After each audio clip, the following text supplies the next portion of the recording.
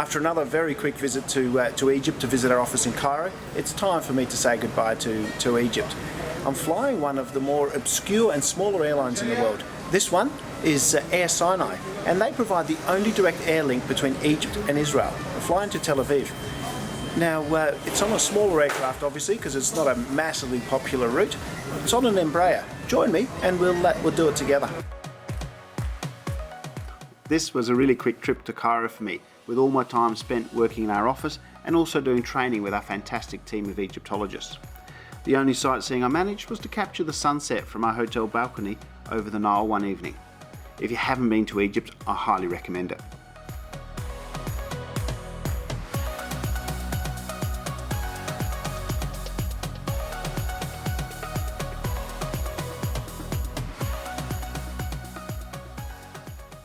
Boarding was via a remote gate, where the views included this rather unique airport branded manhole cover.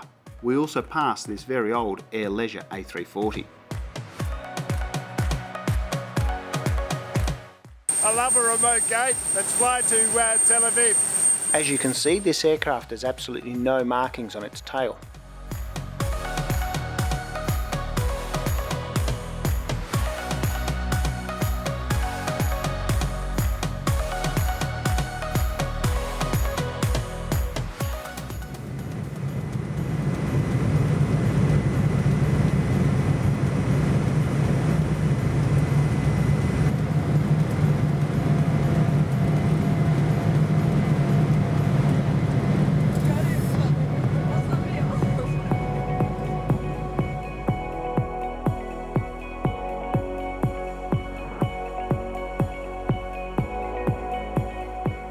In addition to Instagram, let me remind you to hit that subscribe button if you haven't yet done so. I'd really appreciate it.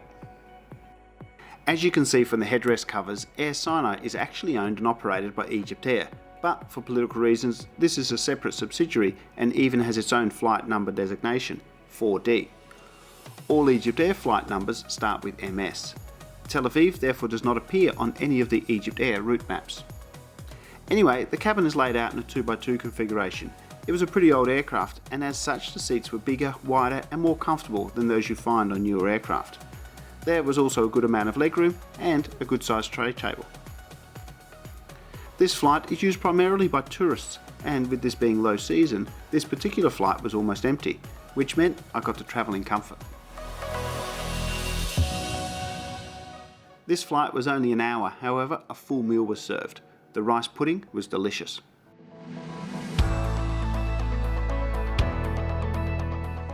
Sadly, aircraft windows are always dirty in this part of the world because of the desert dust. Either that or Egypt Air just doesn't like washing windows. Here's our flight in a nutshell.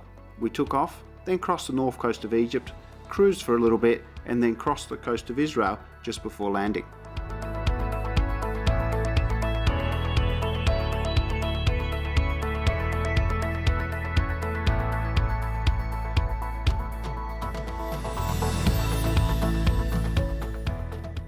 That was a really nice flight, short hop over to Tel Aviv for my first ever visit to Israel.